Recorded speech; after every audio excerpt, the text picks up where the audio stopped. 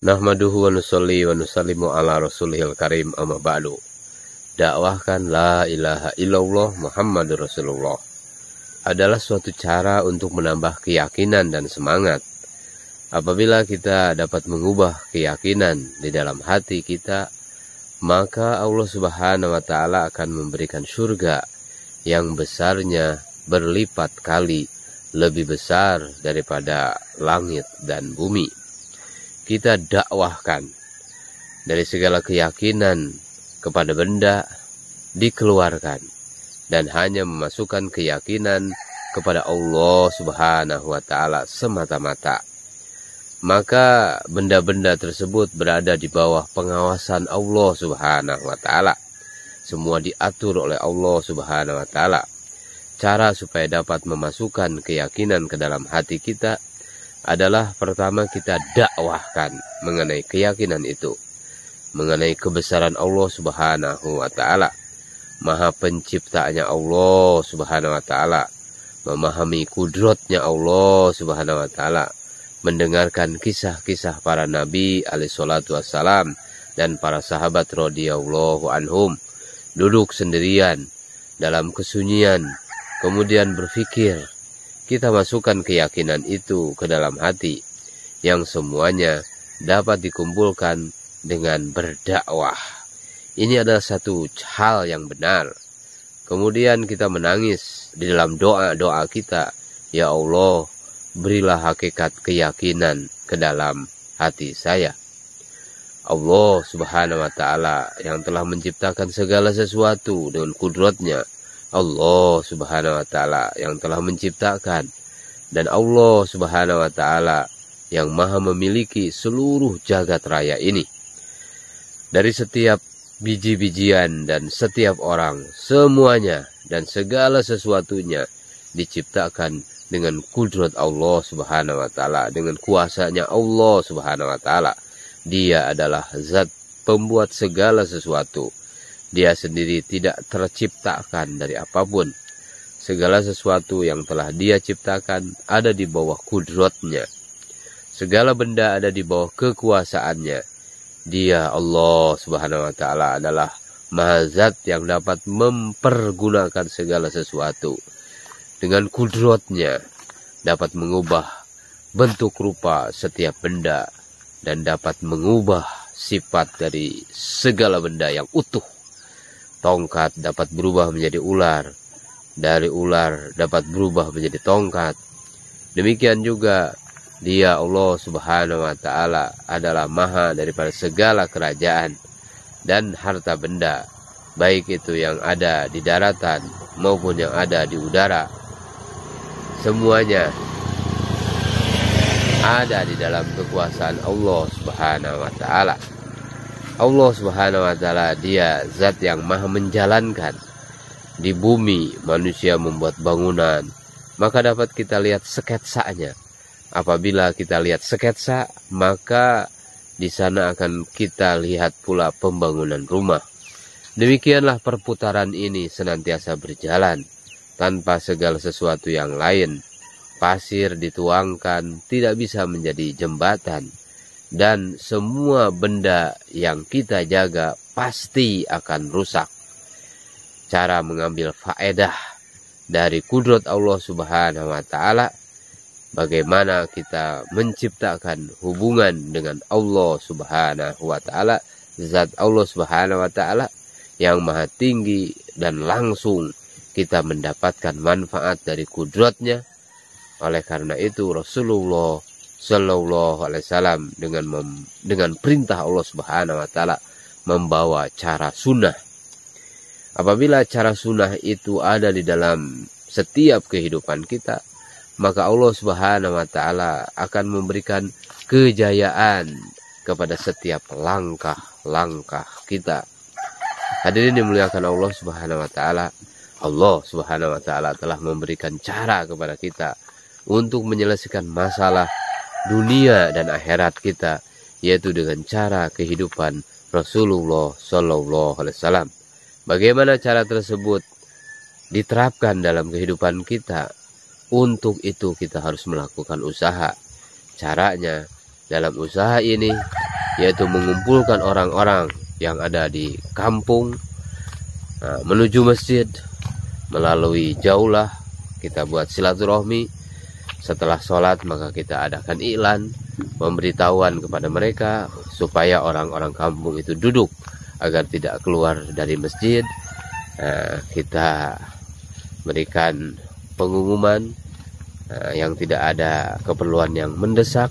Mengumandangkan iklan ini adalah penduduk setempat yang terpandang atau imam masjid. Apabila mereka tidak ada, maka salah seorang dari anggota jamaahnya yang melakukannya. Setiap melakukan suatu amalan, kita harus mempunyai tekad bahwa amalan itu hanya semata-mata karena Allah Subhanahu wa Ta'ala.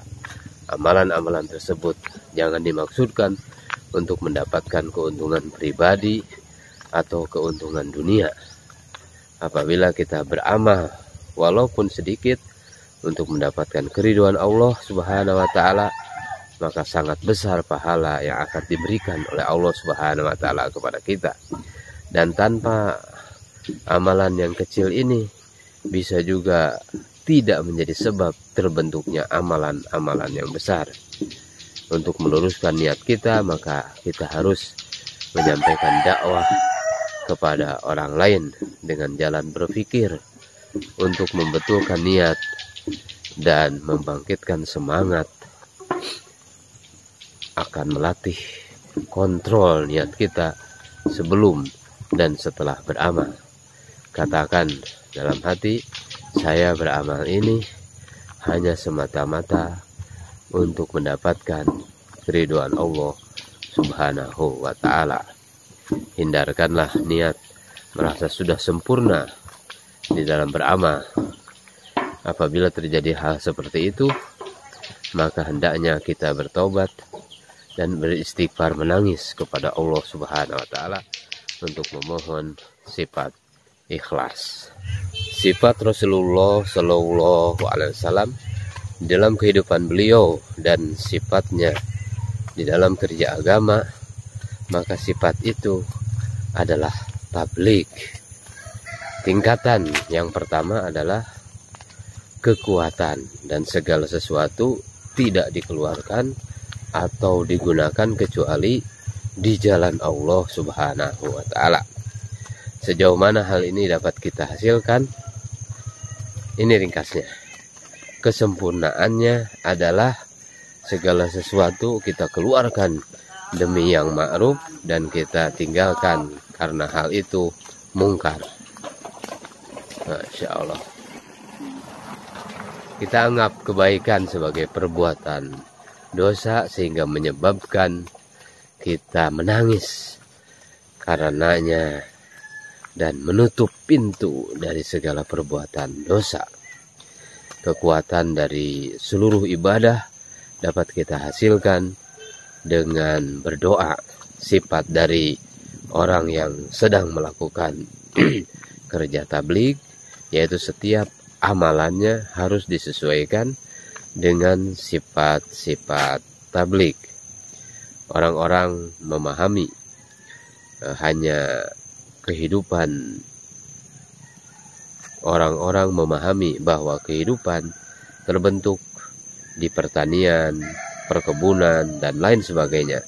Tetapi Allah Subhanahu wa Ta'ala telah menghancurkan pertanian dan perkebunan kaum Saba. Sebaliknya, Ismail alaihissalam berada di dalam hutan di mana tidak ada pertanian dan perkebunan, tetapi ia tetap terpelihara. Hari ini keyakinan kita terletak pada kekuatan angkatan bersenjata. Salam.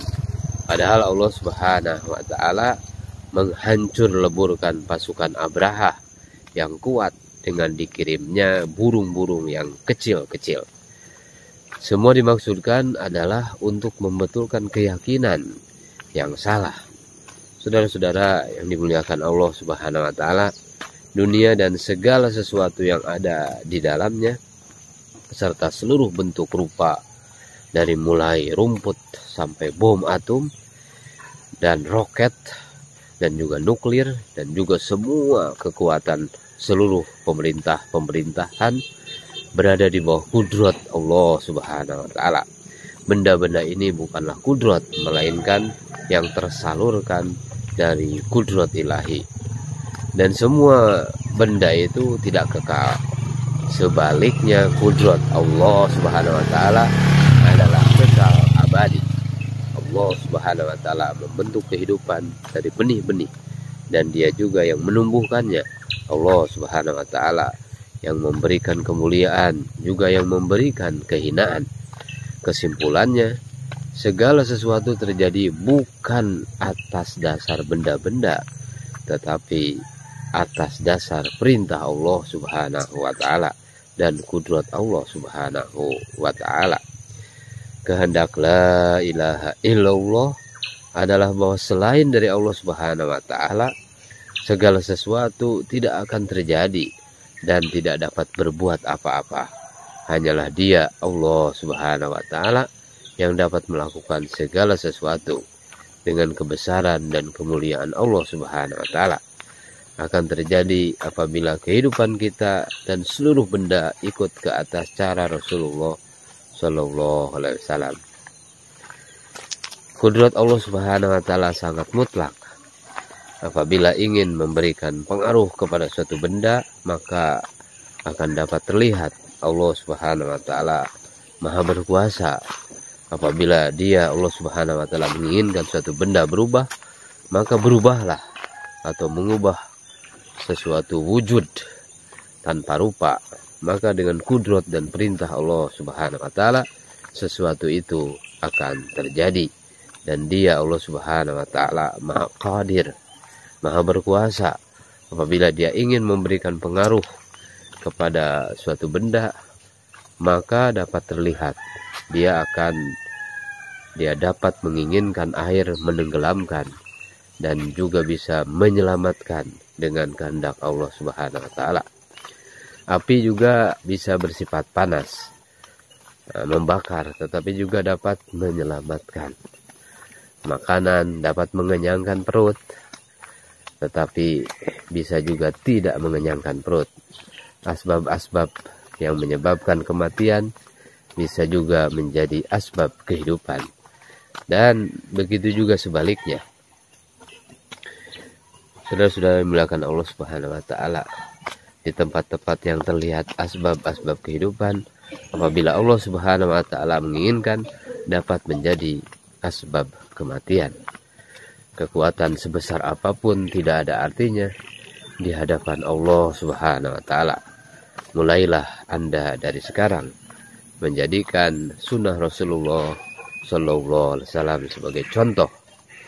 Sejauh mana kita bentuk, maka sejauh itu pula yang akan kita dapatkan. Manusia berusaha membangun suatu kekuatan untuk melawan hukum Allah Subhanahu wa Ta'ala, tetapi Allah Subhanahu wa Ta'ala dapat menghancurkannya seperti menghancurkan kulit telur. Yang Anda sebut-sebut sebagai kekuatan besar dalam tanda petik, ini di hadapan Allah Subhanahu wa Ta'ala tidak ada artinya, walaupun dibandingkan dengan sarang laba-laba. Karena dunia ini karena di dunia ini tidak ada manusia yang suci, maka berdirilah sarang laba-laba yang besar. Ketika Rasulullah SAW berusaha membentuk manusia-manusia yang suci, maka Allah Subhanahu wa Ta'ala membersihkan sarang laba-laba Romawi dan Persia dengan azab Allah Subhanahu wa Ta'ala. Dan hal ini pula lah yang akan terjadi kepada Amerika, Rusia, ataupun Cina nanti. Saudara-saudara dimuliakan oleh Allah Subhanahu wa Ta'ala, bom atom dapat menghancurkan segala sesuatu apabila Allah Subhanahu wa Ta'ala mengizinkan. Nuklir dapat menghancurkan segala sesuatu apabila Allah Subhanahu wa Ta'ala mengizinkan. Takut kepada nuklir atau bom atom sama seperti orang-orang musyrik takut dengan berhala mereka dan menggantungkan harapan kepadanya. Nuklir, bom atom dan orang-orang yang membuatnya berada di dalam genggaman zat Allah Subhanahu wa Ta'ala yang Maha Berkuasa. Nuklir, bom atom dapat berbuat sesuatu apabila Allah Subhanahu wa Ta'ala berkehendak. Kekuasaan Allah Subhanahu wa Ta'ala juga yang terjadi pada Fir'aun. Fir'aun dengan congkaknya berkata, wa hadhil anharu tajri min tahti, dan sungai-sungai ini mengalir di bawah kakiku. Tetapi Allah Subhanahu wa Ta'ala yang Maha Kuasa telah menjadikan air menenggelamkan dan menghancurkan Fir'aun ketika dia beserta seluruh bala tentaranya karam di Laut Merah. Saudara-saudara dimuliakan Allah Subhanahu wa Ta'ala, apabila Allah Subhanahu wa Ta'ala menghendaki, maka alat untuk menghancurkan dan untuk menghinakan dapat Allah Subhanahu wa Ta'ala jadikan sebagai alat untuk tarbiyah dan kemuliaan. Sebelumnya semua makhluk tidak ada, kemudian Allah Subhanahu wa Ta'ala menciptakan segala sesuatu, dan akhirnya semua makhluk ciptaan Allah Subhanahu wa Ta'ala akan dibinasakan oleh Allah Subhanahu wa Ta'ala. Kemudian diciptakannya lagi. Di dalam penciptaannya Allah Subhanahu wa Ta'ala tidak bergantung kepada ibu dan bapak. Adam alaihissalam dan Isa dijadikan sebagai dalil bahwa Allah Subhanahu wa Ta'ala dapat menciptakan manusia tanpa ibu atau bapak. Pada hari kiamat akan turun hujan. Pada saat itu manusia akan bangkit kembali dari dalam tanah seperti pohon anggur yang merambat. Apabila Allah Subhanahu wa Ta'ala menginginkan, alat yang bisa dijadikan sebagai sumber kehancuran atau kehinaan bisa dijadikan sebagai alat tarbiyah dan kemuliaan. Api bagi Nabi Ibrahim alaihissalam, perut ikan bagi Nabi Yunus alaihissalam, hutan lebat yang dijadikan tempat perlindungan bagi Nabi Ismail alaihissalam, penjara bagi Nabi Yusuf alaihissalam, gua Thur yang dijadikan sebagai tempat keselamatan bagi Rasulullah Shallallahu Alaihi Wasallam. Semuanya dijadikan sebagai tempat tarbiyah dan kemuliaan.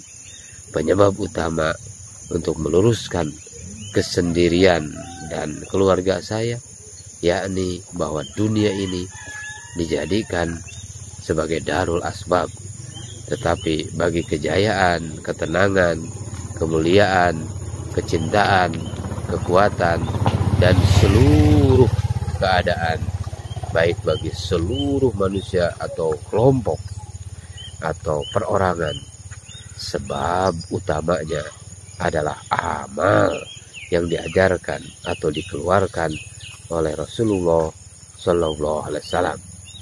Apabila seseorang atau keluarga atau lapisan masyarakat suatu kaum atau suatu kerajaan, pemerintah menyempurnakan amalan-amalan Rasulullah Shallallahu Alaihi Wasallam, maka Allah Subhanahu Wa Taala berjanji akan memuliakannya, baik ia mempunyai asbab ataupun tidak mempunyai asbab. Saudara-saudara sekalian yang dimuliakan Allah Subhanahu Wa Taala, jadikanlah kamu berjalan di muka bumi ini seperti matahari yang memancarkan cahayanya ke atas dunia, dan nur kamu adalah iman di dalam hati, serta mendakwahkan agama dengan amal, dengan akhlak, dengan ikhlas seperti Rasulullah Shallallahu Alaihi Wasallam. Di dalam matahari terdapat 3 sifat, yaitu pertama berjalan, membawa cahaya. Yang kedua terus-menerus berjalan. Yang ketiga tidak mengambil keuntungan dari setiap benda yang dia sinari. Saudara-saudara yang dimuliakan Allah Subhanahu Wa Taala, seharusnya keadaan kita seperti itu juga, berjalan, memancarkan cahaya, terus menerus berjalan. Jadikanlah hal itu sebagai dasar untuk mengerjakan usaha dakwah tanpa mengambil keuntungan. La as'alukum alaihi ajra, Tidak sekali-kali aku meminta balasan kepada kalian. Agama hanya akan bersinar dengan dakwah. Agama hanya akan bersinar dengan berkorban di jalan Allah Subhanahu wa Ta'ala. Agama akan bersinar dengan doa. Kita sangat memerlukan hal ini, yang mana orang Rusia, Amerika, orang Cina juga mempunyai keyakinan seperti ini, bahwa agama hanya akan bersinar dengan dakwah dan berkorban di jalan Allah Subhanahu wa Ta'ala. Setelah berkorban kemudian berdoa.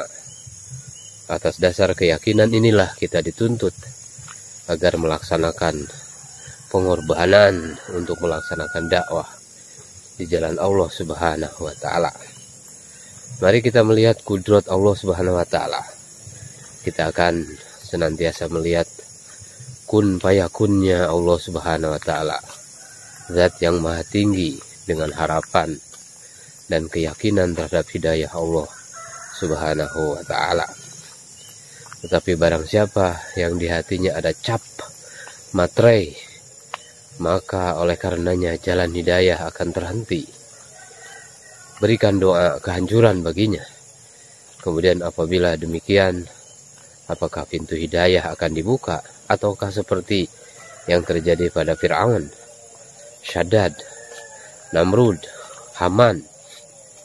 Saudara-saudara sekalian, jalan ini bukan jalan pemerintahan, bukan jalan kerajaan, dan bukan jalan mencari harta benda. Barang siapa yang dengan ikhlas berkorban untuk agama, maka pada suatu hari nanti pangkat dan harta benda akan datang mengikutinya, di mana hal itu merupakan ujian yang sangat besar. Namun barang siapa yang pandangannya melihat kepada pemerintah, pandangannya melihat kepada kerajaan, pemerintahan, harta benda, kekuasaan, pangkat, jabatan, maka pahamilah bahwa ia telah mengganti kerja agama dengan pangkat dan kekayaan harta benda. Ia seolah-olah telah menghancur leburkan segala yang dia upayakan. Sebaliknya, apabila pandangannya melihat tidak tertuju kepada pangkat, tidak tertuju kepada kekuasaan, harta benda, jabatan, posisi, ia korbankan semua itu untuk keluar di jalan Allah Subhanahu wa Ta'ala, maka pada suatu hari nanti ia akan menjadi orang besar, sehingga akan menyebabkan petinggi-petinggi negara dan menteri-menteri datang kepadanya, serta mereka juga akan ikut untuk keluar di jalan Allah Subhanahu wa Ta'ala. Jalan Rasulullah Shallallahu Alaihi Wasallam adalah jalan dakwah, jalan pengorbanan, bukan jalan kekuasaan, bukan jalan harta benda. Saudara-saudara sekalian yang dimuliakan Allah Subhanahu wa Ta'ala, merupakan satu pemahaman yang salah apabila seseorang menganggap bahwa jika ia telah memiliki kekuasaan, telah memiliki posisi dan jabatan, harta benda, maka dengannya Islam akan berkembang. Ini adalah pemikiran yang salah. Ini jelas pemikiran yang tidak benar, bahwa Islam akan berkembang apabila kita sudah memiliki kekuasaan, apabila kita sudah memiliki harta benda. Justru sebaliknya, orang yang memiliki kekuasaan dan harta benda sedang mengubur agamanya hidup-hidup. Hari ini orang yang memiliki kekuasaan dan harta benda tidak dapat mencontoh kehidupan Umar radhiyallahu anhu, tidak bisa mencontoh kehidupan Abu Bakar radhiyallahu anhu. Bahkan mereka mencontoh dan berpanutan kepada Kaisar Kisra, Sadad, Qorun, Fir'aun dan sebagainya. Apabila dengan kita menyangka Islam akan tegak, maka itu adalah suatu paham yang betul-betul salah.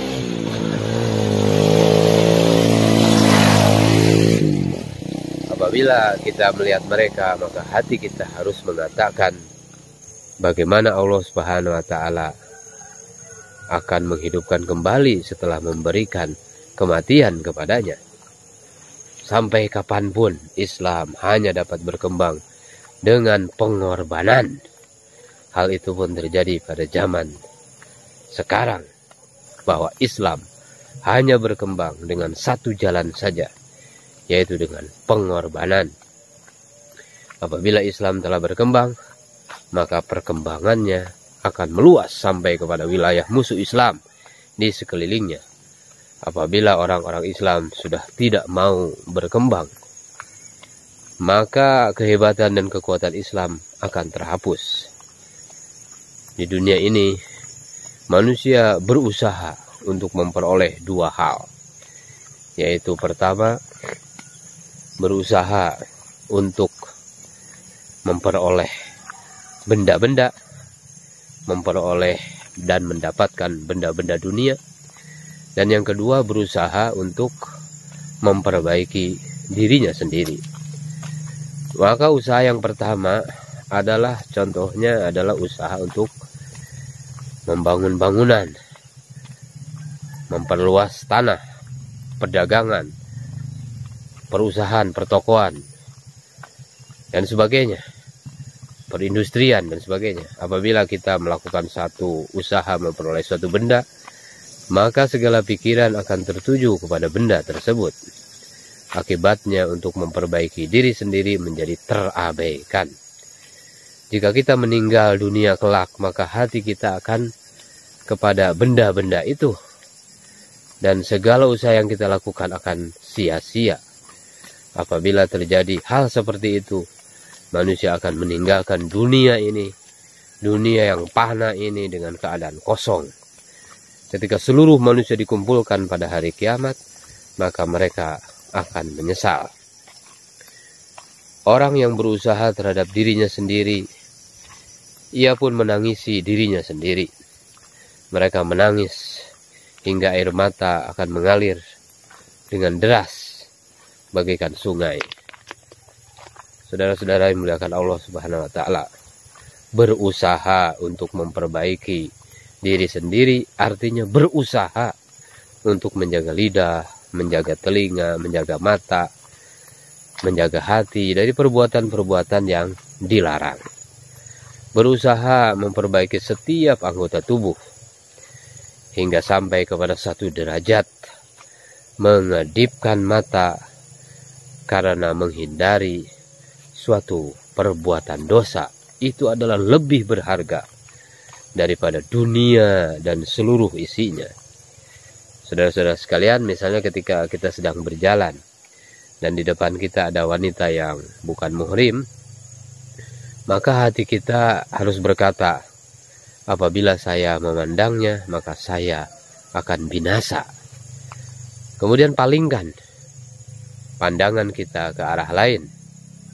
Dengan amalan seperti inilah Allah Subhanahu wa taala yang Maha Mulia akan memberikan pahala yang besar kepada kita, yang tidak mungkin untuk dibayangkan apabila pahalanya diberikan secara langsung di dunia ini.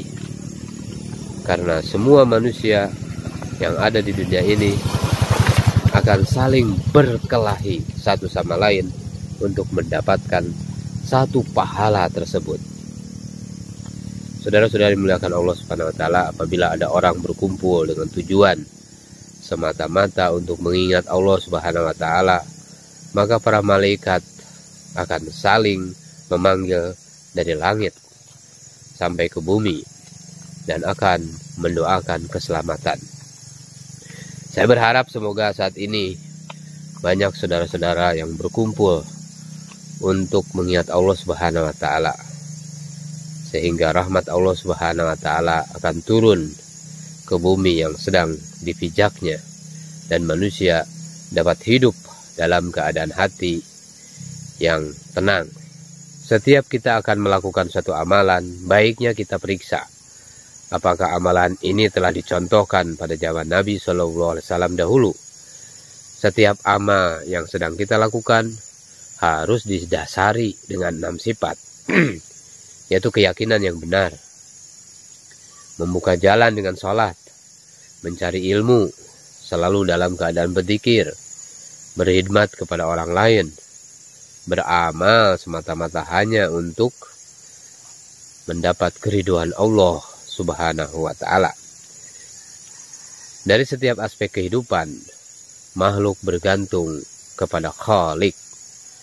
Ini adalah pernyataan yang benar-benar harus kita tanamkan, bahwa segala sesuatu bergantung kepada Allah Subhanahu wa ta'ala. Pada suatu ketika Rasulullah SAW pernah ada sebuah pertanyaan mengenai satu perkara. Rasulullah SAW bersabda, besok saya akan memberitahukan jawabannya. Wala taqulanna li syai'in inni fa'ilun dzalika ghadan illa ayyasha'allah. Jadi setiap waktu lidahmu senantiasa berkata, kami telah melakukan hal ini, sedang melakukan ini, dan kami akan melakukannya. Nah, kita jangan mengatakan hal seperti itu kita tanamkan dalam diri kita, melainkan Allah lah yang melakukannya. Memang pada kenyataannya juga demikian. Kita tidak dapat meninggal dunia yang waktunya disebabkan dengan keinginan kita sendiri. Kita yang mengatur waktunya, tidak. Sifat pencipta dimiliki oleh Sang Khalik. Semua makhluk zahirnya, tarbiyahnya, dan kekal atau tidaknya bergantung kepada Khalik. Tidak ada pekerjaan yang sulit bagi Allah Subhanahu wa ta'ala.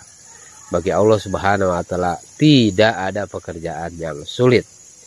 Nah, inilah yang perlu kita garis bawahi. Suatu ketika Maulana Yusuf rahmatullah alaih pernah memberikan bayan. Pernah bahwa seseorang telah bertanya kepadanya, kerja tabligh adalah kerja yang bagus, tapi bagaimana kita bisa membetulkan kembali keadaan yang rusak ini?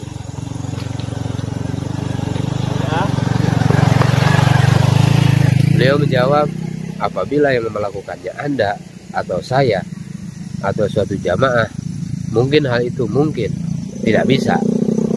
Tetapi apabila Allah Subhanahu wa ta'ala yang melakukannya, apakah ini tidak mungkin juga? Apakah kamu bertanya bagaimana Allah Subhanahu wa ta'ala melakukannya? Saudara-saudara yang memuliakan Allah Subhanahu wa ta'ala, Allahu Akbar. Maka kita dengan keluar di jalan Allah Subhanahu wa ta'ala, kita juga memperbaiki iman, amal, dan juga memperbaiki akhlak kita. Selama akhlak kita tidak baik, bagaimana akan menyebarkan agama kepada orang lain? Apabila keyakinan kita kepada Allah belum sempurna, ibadah kita belum sesuai dengan contoh Rasulullah SAW, akhlak belum mulia, maka pada saat itu kita belum bisa menyebarkan agama kepada orang lain. Mempelajari sedikit suluk untuk kekuatan diri bukan memperbaiki akhlak. Pekerjaan yang tidak didapat dengan ikhlas pasti tidak akan ada nilainya di sisi Allah Subhanahu wa ta'ala. Suatu hari ketika bangun dalam suatu majelis, maka ketika itu Maulana Yusuf meletakkan tangannya di pundak Mufti Zainal Abidin sambil berkata, Tuan Mufti, amalan yang tidak disertai dengan keikhlasan adalah seperti bangkai.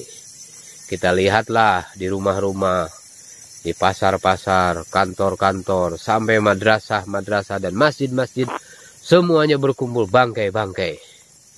Allahu Akbar. Saudara-saudara dimuliakan oleh Allah Subhanahu wa ta'ala, maka kita mesti menguatkan keikhlasan dan menguatkan amal. Yang kuat beramal dan berkorban, kalau kita lihat adalah orang-orang miskin. Maka semakin banyak orang miskin yang ikut bergabung untuk beramal, maka sejauh itu pula Allah Subhanahu wa ta'ala yang maha mulia rahmatnya akan turun. Dengan kekuatan gaib, agama akan tersebar dan tumbuh dengan subur di seluruh alam.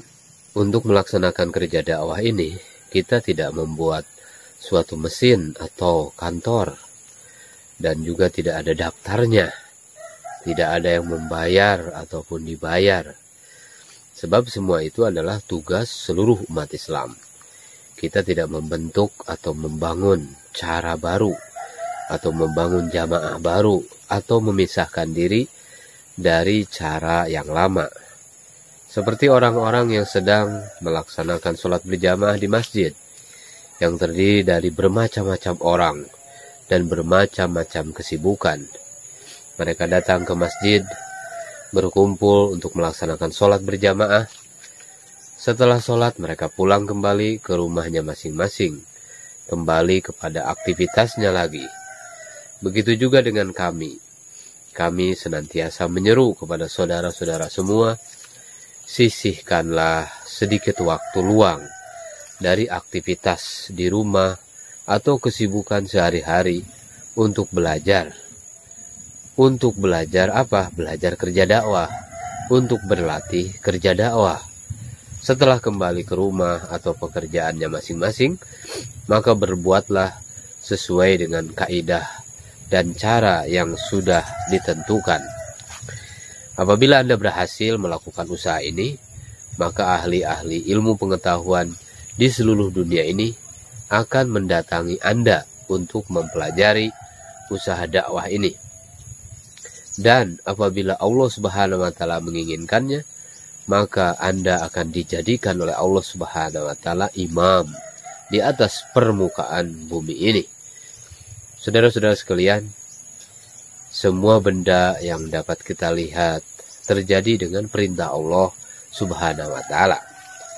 Coba kita lihat semua yang kita lihat ini, Masya Allah, pemandangan indah sekali ini. Segala makhluk yang terlihat tidak tercipta dengan asbab benda-benda, melainkan tercipta dengan hukum dan perintah Allah Subhanahu wa taala. Hakikat pikiran kita telah terbentuk seperti itu. Oleh karena itu, marilah kita mengubah kehidupan dari yakin kepada kebendaan menjadi kepada doa-doa. Karena walaupun berat dan besar suatu masalah, Allah Subhanahu wa taala yang Maha Suci dengan kudratnya, dengan kekuasaannya yang sempurna, dapat membuat masalah tersebut menjadi mudah. Saudara-saudara sekalian, tidak ada hubungan nasab yang dengannya mendekatkan diri kita kepada Allah Subhanahu wa taala kecuali kita mengikuti tertib-tertib, mengikuti usul-usul dan tatanan yang benar, ikut perintah Allah dan sunnah Nabi Sallallahu Alaihi Wasallam. Apabila kita bersedia mengorbankan nafsu diri kita untuk agama, maka pasti umat akan tinggi dan kemuliaan pasti akan didapat. Kemuliaan dan kehinaan tidak berada di tangan Amerika, Rusia, dan Cina, namun ada di dalam genggaman Allah Subhanahu wa taala. Semua tergantung kepada pelaksanaan usaha kita membina tatanan yang ada, ikut perintah Allah, ikut cara Nabi Sallallahu Alaihi Wasallam. Apabila seseorang atau suatu kaum atau satu golongan mengusahakan suatu amal atau usul atau tertib-tertib hingga berhasil, maka usul-usul itu atau tertib-tertib itu akan tersebar. Sebaliknya, apabila ada pihak yang berusaha menghapuskan usul-usul, menghapuskan tertib-tertib atau usul-usul tersebut atau tertib-tertib tersebut akan terhapus. Bani Israel adalah keturunan para nabi. Ketika mereka menghancurkan tertib-tertib, usul-usul, aturan-aturan, maka Allah Subhanahu wa taala menghancurkannya hingga berkeping-keping. Namun sebaliknya, para sahabat Nabi Shallallahu Alaihi Wasallam adalah keturunan para penyembah berhala. Namun karena mereka menghidupkan usul, menghidupkan tertib, amal yang benar, dan menghidupkan amal, maka Allah Subhanahu wa taala telah menghidupkan amalan pada diri mereka. Di dalam hal ini tidak ada hubungan nasab yang dapat mendekatkan diri kepada Allah Subhanahu wa taala. Yang ada hanyalah pelaksanaan usul-usul dan tertib-tertib itu. Saudara-saudara sekalian, marilah kita saling memuliakan saudara-saudara muslim kita. Merendahkan orang lain jangan, menghina, membicarakan keburukan orang lain jangan. Semua itu sering timbul dan muncul di permukaan umat yang dapat menghancurkan kesatuan umat. Apabila kita melakukan keburukan-keburukan tersebut, hukumnya adalah haram. Sebaliknya, hal-hal yang dapat menyebabkan umat bersatu kembali, saling menghormati dan memuliakan, hal itu sangat dianjurkan. Saudara-saudara sekalian, kita usaha mengharapkan orang lain memuliakan, menghormati kita, sebab hal itu tidak akan membentuk umat. Jadi kalau perasaan seperti itu diadakan, misalnya kita ingin selalu dihormati, selalu ingin dihargai, maka hal itu tidak akan membentuk umat, bahkan akan merusak umat. Umat hanya akan terbina apabila setiap orang berkata, saya tidak pantas untuk dihormati. Bukan karena apa? Karena bukan pencari kemuliaan, bukan pencari kehormatan, melainkan pemberi kemuliaan kepada orang lain. Saya adalah sebab orang lain bisa mendapatkan kemuliaan dan kehormatan. Nah, inilah pentingnya kita menunaikan hak orang lain, menunaikan hak kerja dakwah. Maka apabila ini dibuat, maka akan terjadi perubahan yang sangat besar. Saudara-saudara sekalian, maka kita tawajuh kepada Allah Subhanahu wa taala. Jangan takut kepada makhluk. Takut dengan senjata, mesin, atau nuklir, atau bom adalah seperti takut terhadap marahnya berhala-berhala sesembahan. Apabila kamu telah melaksanakan hak kerja dakwah dengan sungguh-sungguh, bom atom, nuklir, atau senjata mesin apapun akan menjadi hamba sahayamu. Hamba sahaya kalian itu akan dijadikan, bom atom, mesin, nuklir itu akan menjadi hamba sahaya kalian, dan mereka akan menuruti perintahmu. Setiap orang sedikitnya pasti mempunyai kelemahan dan kekurangan. Bahkan apabila melihat seorang wali sekalipun, pasti kita akan menemukan kekurangan padanya. Maka hal itu menyebabkan perasaan kita kurang senang kepadanya. Oleh karena itu kita harus senantiasa melihat kebaikan orang lain. Tawajuh kepada Allah Subhanahu wa taala dan kita melihat kebaikan orang lain, saudara-saudara kita. Jangan melihat rahasia kehidupan orang lain dan jangan membongkar-bongkar serta menduga-duga tentang kebenarannya. Saudara-saudara sekalian yang dimuliakan Allah, selain cara Rasulullah SAW, kita dapat dengan mudah memperoleh harta benda, tetapi ketenangan jiwa sekali-kali tidak akan bisa didapat. Manusia yang tahu dan taat kepada Allah Subhanahu wa taala dan Rasulullah SAW, tetapi ia sibuk dan terpesona dengan benda-benda dunia, maka keadaannya tidak lebih baik daripada seorang pencuri dan perampok. Mereka bisa memperoleh harta dan jabatan, tetapi sekali-kali mereka tidak bisa mendapatkan ketenangan jiwa, tidak bisa memperoleh keharmonisan rumah tangga. Maulana Yusuf rahmatullah alaih mengatakan bahwa kekalnya alam dunia ini tergantung kepada sejauh mana orang-orang mengamalkan sunnah-sunnah Rasulullah Sallallahu Alaihi Wasallam. Akan tetapi bila amalan-amalan tersebut tidak ada yang tersisa dan tidak ada yang mengamalkannya, maka pada waktu itu bangkai-bangkai yang berjalan akan dikubur hidup-hidup. Idza sama'u fatarat, apabila langit telah terbelah. Saudara-saudara sekalian yang dimuliakan oleh Allah Subhanahu wa taala, maka begitu indahnya pemandangan yang kita lihat di siang ini. Nah, tapi itu adalah pandangan mata kita. Mata hanya dapat melihat fata morgana, tidak dapat melihat hakikat sebenarnya. Di dunia ini ada dua jenis usaha, saudara-saudara sekalian. Yang pertama, usaha tanah dan sesuatu yang dapat dihasilkan dari tanah. Yang kedua, usaha untuk memperkuat keimanan dan orang yang beriman dan beramal. Nah, jadi usaha yang pertama akan dibalas di dunia, tetapi mereka yang melakukannya tidak akan memperoleh kesenangan dan ketenangan. Untuk usaha yang kedua, Allah Subhanahu wa taala akan memberi balasan di dunia dan di akhirat sepenuhnya. Di dunia ini segala sesuatu yang terlihat tidak akan kekal, seperti keadaan mata yang hanya dapat melihat benda-benda secara zahir saja. Melihat pemandangan ini indah, tidak dapat melihat hakikat benda tersebut. Apabila mata melihat suatu benda hidup, maka yang dapat terlihat hanyalah bagian atas, bagian depan, bagian belakang atau kiri kanan dan bentuknya saja. Sedangkan ruh benda tersebut tidak dapat terlihat.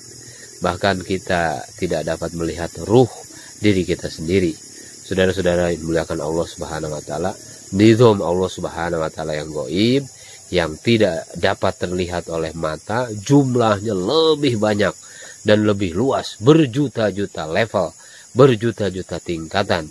Mata tidak dapat melihat benda-benda itu, baik dari awal diciptakannya maupun akhirnya. Mata hanya dapat melihat keadaannya saja. Segala sesuatu berasal dari tanah dan akan kembali menjadi tanah. Mata tidak dapat melihat penciptaan makhluk dari tanah, juga tidak dapat melihat hancurnya makhluk menjadi tanah. Mata hanya dapat melihat bentuk ketika hidupnya. Wahai saudaraku, apabila melihat makhluk ciptaan Allah, maka bertafakurlah. Makhluk asalnya tidak ada. Kemudian dengan kudrat Allah Subhanahu wa taala, Allah Subhanahu wa taala menciptakannya dari tanah menjadi suatu bentuk. Kemudian pada suatu hari semuanya akan menjadi tanah kembali. Pikiran seperti inilah yang harus kita pertanyakan pada diri kita. Disebutkan dalam Al-Quran, minha khalaqnakum wa fiha nu'idukum wa minha nukhrijukum taratan ukhra. Dari tanah kami menciptakan kamu sekalian, dan ke dalam tanah kami mengembalikan kamu sekalian, dan dari tanah pula kami mengeluarkan kalian pada kali yang lain. Dalam setiap rakaat sholat ada 2 sujud. Hikmahnya adalah ketika kita melaksanakan sujud yang pertama, maka ingatlah bahwa kita tercipta dari tanah.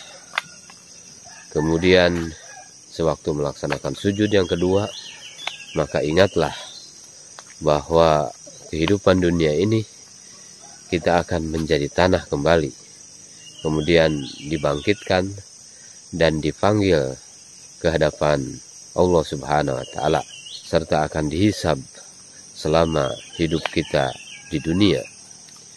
Pesan para nabi alaihi salatu wassalam adalah bahwa kejayaan manusia serta cara untuk menyelesaikan masalah bukan terletak pada harta, bukan terletak pada pangkat, bukan terletak pada jabatan atau banyaknya pengikut, melainkan di dalam menyempurnakan, melaksanakan perintah-perintah Allah Subhanahu wa taala serta berjuang di jalan Allah Subhanahu wa taala.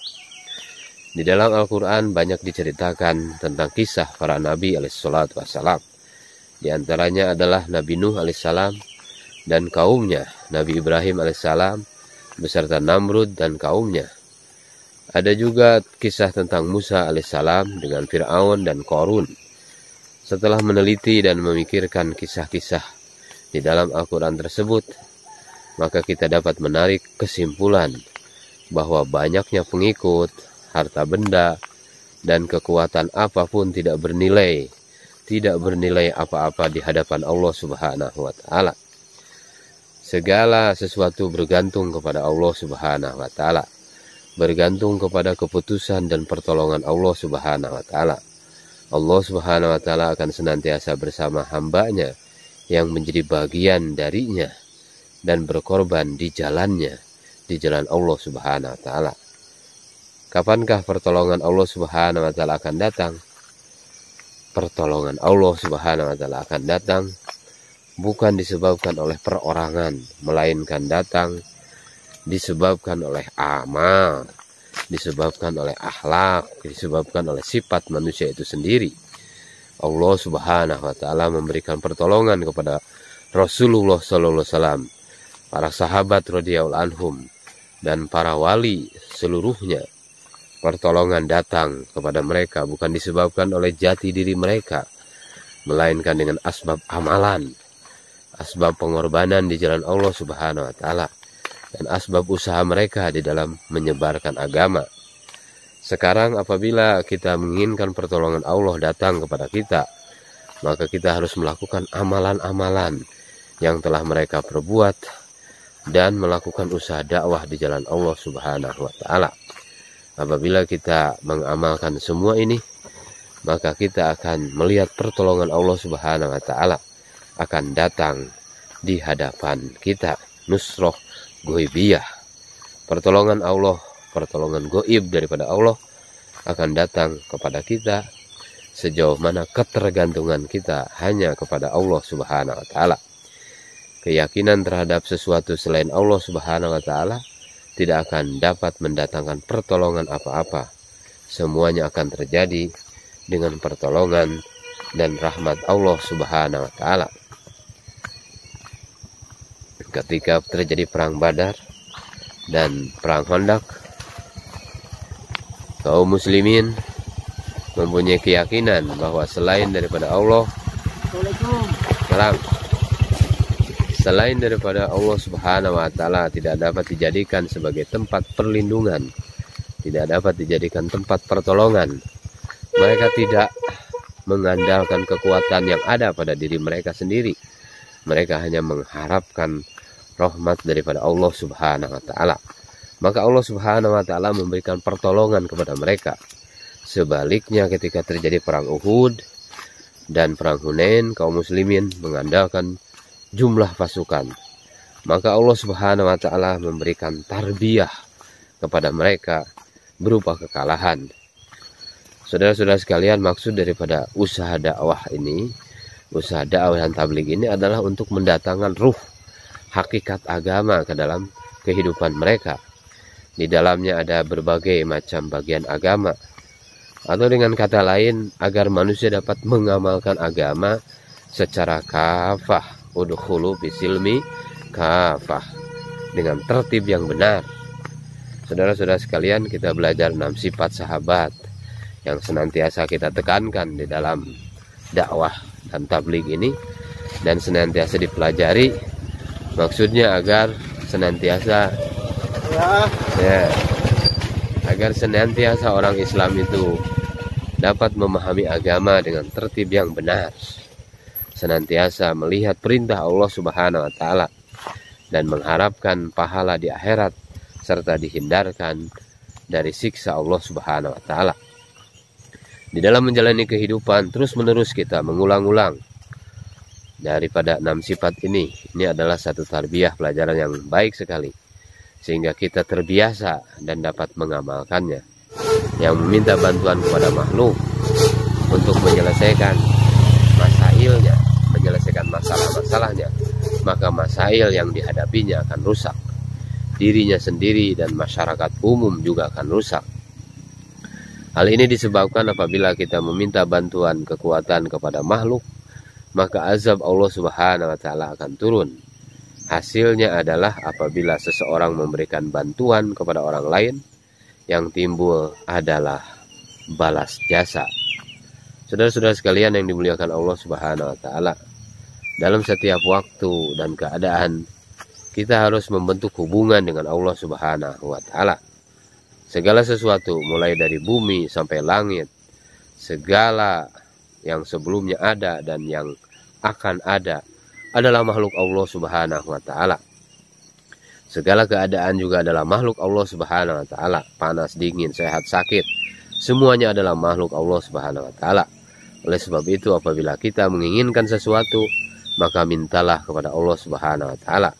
Apabila kita mengalami rasa takut terhadap sesuatu, maka mintalah bantuan dengan jalan taqarrub kepada Allah Subhanahu wa Ta'ala.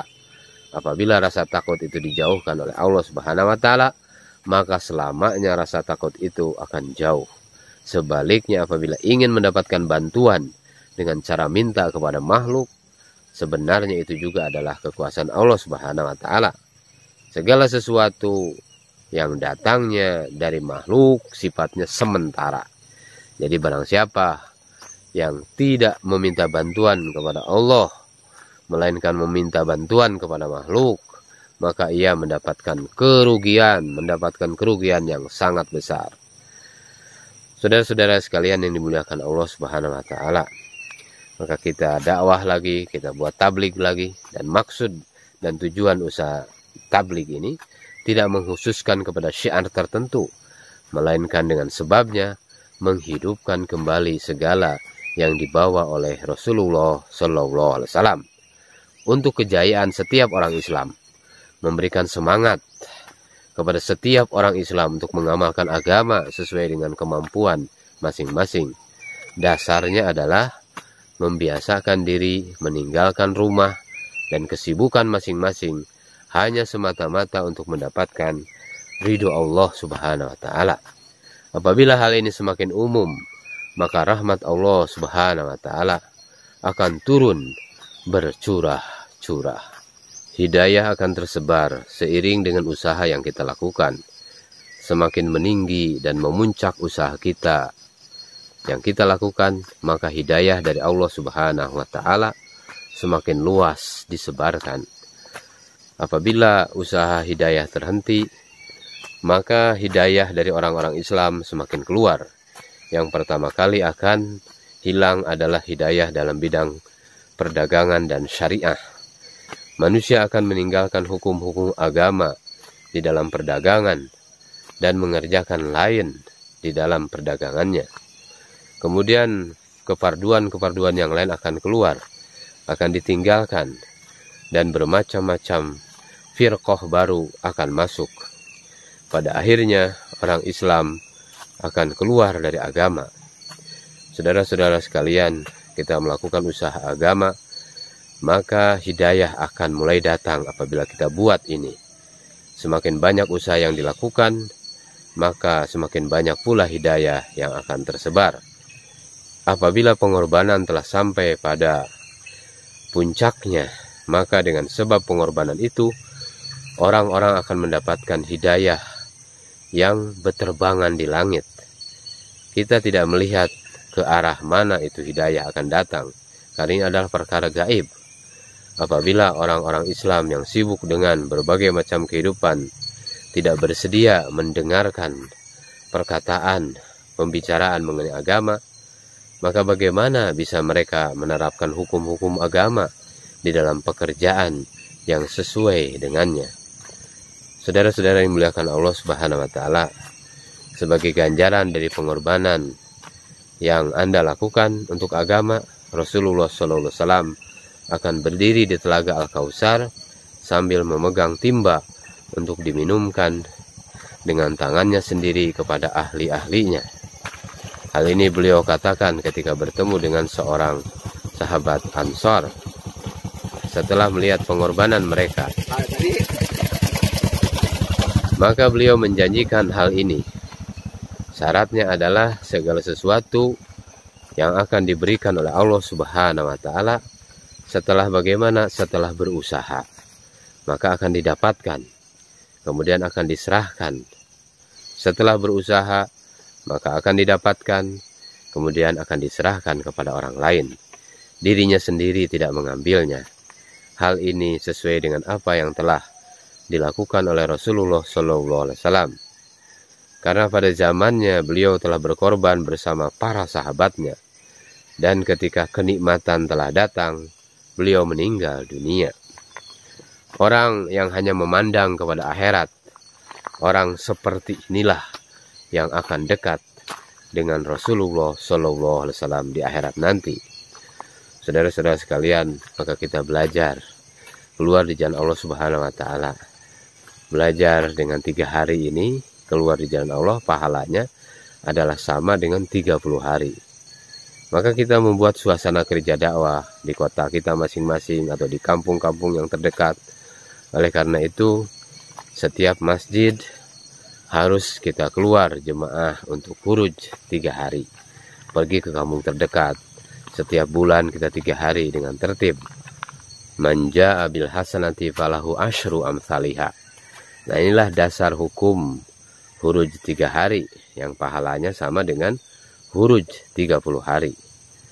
Kalau kita keluar 3 hari, ini sama pahalanya dengan khuruj 30 hari. Apabila kita keluar setahun penuh, maka setiap bulannya keluar di jalan Allah Subhanahu wa Ta'ala 3 hari saja, maka di dalam setahun itu akan dihitung selamanya seperti keluar di jalan Allah Subhanahu wa Ta'ala. Kita sempurnakan takaja di dalam negeri kita dan senantiasa mengerjakannya terus-menerus dengan istiqamah. Maka dengan usaha yang kita buat ini, dengan dakwah yang kita lakukan ini, maka dengan pengorbanan yang terus meningkat dan sampai kepada puncaknya, maka orang-orang kafir pun akan memeluk ke dalam agama Islam. Orang yang sedang melakukan dakwah harus membina keyakinan kepada zat yang dengan kun fayakunnya kerja akan berhasil, yaitu ke atas zat Allah Subhanahu wa Ta'ala. Ketinggian orang yang sedang melakukan usaha dakwah di hadapan Allah Subhanahu wa Ta'ala begitu agungnya, sehingga dia, Allah Subhanahu wa Ta'ala yang maha mulia, hanya ingin menunjukkan kudrat Allah Subhanahu wa Ta'ala saja, tidak lain. Keyakinan yang kedua adalah apabila saya telah mengamalkan sunnah-sunnah Rasulullah SAW secara sempurna, baik zahir maupun batin, maka Allah Subhanahu wa Ta'ala akan memberikan hal yang baik. Hakikat daripada dakwah ini akan bertentangan dengan adat istiadat. Usaha ini memang betul-betul bertentangan dengan adat istiadat yang kita ketahui. Tetapi apabila kita mengetahui sedikit demi sedikit dan bermujahadah sesuai dengan usul-usul yang telah ditentukan, maka usaha dakwah ini akan terasa mudah. Sebaliknya, apabila kita mengikuti adat istiadat, maka kita akan terasa sulit, walaupun secara zahirnya cara adat istiadat terlihat mudah. Prinsipnya hal ini harus senantiasa mengingat bahwa usaha dakwah ini harus kita lakukan dengan ijtimai. Melakukan kerja dakwah jangan menyimpang dari usaha nubuwah. Lakukan usaha dakwah dengan cara sederhana dan tingkatkan kuantitas doa kita setiap hari. Saudara-saudara sekalian yang dimuliakan Allah Subhanahu wa Ta'ala, banyak berkumpulnya orang dalam kerja dakwah ini bukan satu dasar dan tujuan. Keinginan diri jangan dijadikan suatu dasar tujuan. Oleh karena itu, jangan sekali-kali kita mengumpulkan dana. Di setiap tempat pada malam Jumat diadakan malam ijtimai dari awal hingga akhir. Maka catatlah waktu nisab. Apabila ada tawaran takaza, maka kita keluar di jalan Allah Subhanahu wa Ta'ala mengambil daripada takaza agama. Saudara-saudara sekalian, maksud dan tujuan tabligh yaitu belajar cara hidup yang di dalamnya mengetahui waktu setiap beramal, yang dengan sebabnya ketawajuhan kepada Allah Subhanahu wa Ta'ala akan tercipta dengan jalan hidup sesuai dengan cara sunnah Rasulullah SAW, sehingga setelah kematian akan selamat, akan mendapatkan hasil, yaitu surga yang begitu indah, surga yang begitu menenteramkan, mengorbankan harta dan jiwa yang hina untuk keluar di jalan Allah Subhanahu wa Ta'ala, bukan hanya memberi manfaat bagi orang yang berusaha dan bermujahadah saja, melainkan menjadi sebab terbuka pintu hidayah bagi masyarakat luas. Saudara-saudara sekalian, orang yang sedang bertabligh, maka doanya makbul seperti doanya nabi-nabi Bani Israel, yaitu seperti dengan doanya Allah Subhanahu wa Ta'ala dengan kudratnya yang bertentangan dengan zohir akan memberikan kejayaan, dan hak akan menghancurkan yang batil. Seperti itu juga orang yang sedang berdakwah akan dikabulkan oleh Allah Subhanahu wa Ta'ala dengan kudratnya, walaupun hal itu bertentangan dengan hal yang zohir. Apabila usaha dakwah ini dijadikan usaha oleh manusia seluruh alam, maka kolbu manusia seluruh alam akan berubah dan mendapatkan pengaruh dari usaha. Saudara-saudara sekalian yang dimuliakan Allah Subhanahu wa Ta'ala, untuk memperluas kerja dakwah ini, cara adat istiadat, surat kabar, radio dan sebagainya betul-betul harus ditinggalkan. Kerja ini semuanya bukan adat istiadat, tetapi suatu cara yang dapat mendatangkan ketakwaan. Bentuk kerja yang sesungguhnya adalah dakwah, jaulah, taklim, tashkil dan sebagainya. Saudara-saudara sekalian yang dimuliakan Allah Subhanahu wa Ta'ala, di dalam kerja tabligh ada sedikit tarbiyah yang harus kita lakukan untuk membentuk mahol suasana agama di masjid-masjid, tentang sholat yang benar, Minimal 1 kali kita berkorban dan kita meluangkan waktu 4 bulan untuk keluar di jalan Allah Subhanahu wa Ta'ala. 40 hari setiap tahun, 3 hari setiap bulan, dan 2 kali jauhlah setiap 1 pekan. Buatlah majelis taklim. Maka kita pelihara, kita jaga tasbihat kita, sholat-sholat sunat di masjid masing-masing, serta membentuk suasana dakwah, menganjurkan keimanan dan keyakinan. Apabila setiap orang Islam melakukan hal ini bersama-sama, maka agama akan hidup seperti pada zaman Rasulullah SAW.